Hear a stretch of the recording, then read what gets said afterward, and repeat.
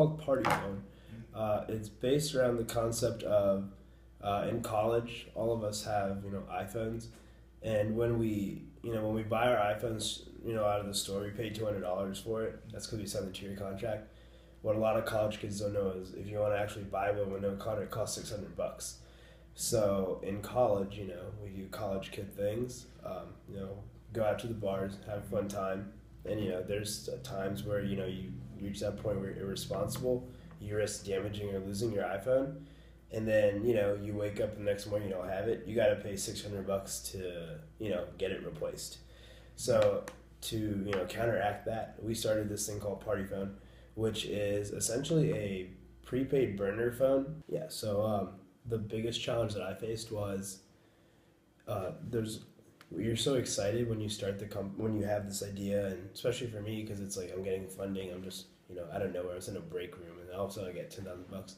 So it's you have this. You're on a high of just like spitting out ideas you have for the future of the company, and you kind of tend to think 5 years down the line of what you can do, and you should. When I should be doing, let's come up with the name of the company first, because I didn't even have that.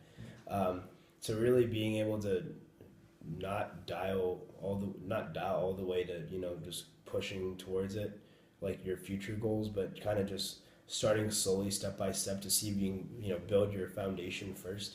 That was my biggest challenge, not being able to use all these ideas I have to implement it, because I need to build up a foundation if I want to go anywhere with it. And it's a lot of it just personal experience, like iPhones break easily, they're expensive.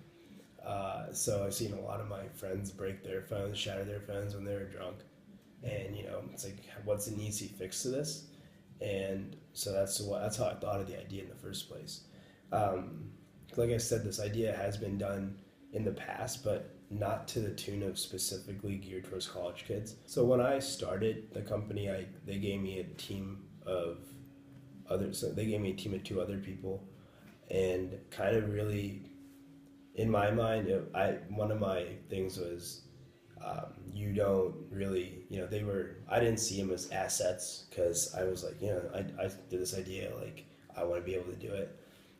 So I would say I would like the whole time I was starting the process, or the whole foundation of the company, I was getting like 4 hours of sleep a night doing things that I could have given other people work to do but I didn't trust them enough.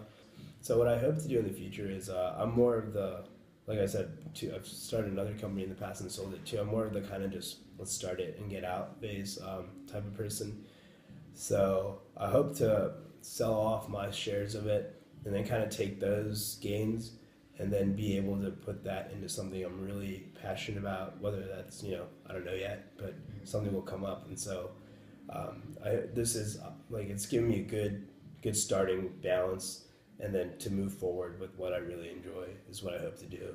Sounds cliche, but I watched a lot of Shark Tank one summer. And after talking to Capiche, I've really come to respect all the entrepreneurial success he's already had at such a young age. Two of the things that he said really I found interesting. One being that he said it was really hard for him, but important for him to just start off small. I think that's something that we're really learning in our class, that you gotta take the first steps, validate your idea, make sure that it's gonna work before you start thinking 10 years down the road of all these phenomenal things you can potentially do with it. Make sure it's something that will work and people will want to buy. Another thing is I found interesting that he said he had trouble trying to sort of delegate tasks, that he sort of wanted to do everything himself because it was his idea. And I really think when it comes to starting up a new business, you really need to trust your partners, and you gotta be willing to let them do some of the work, because you really can't do it all by yourself.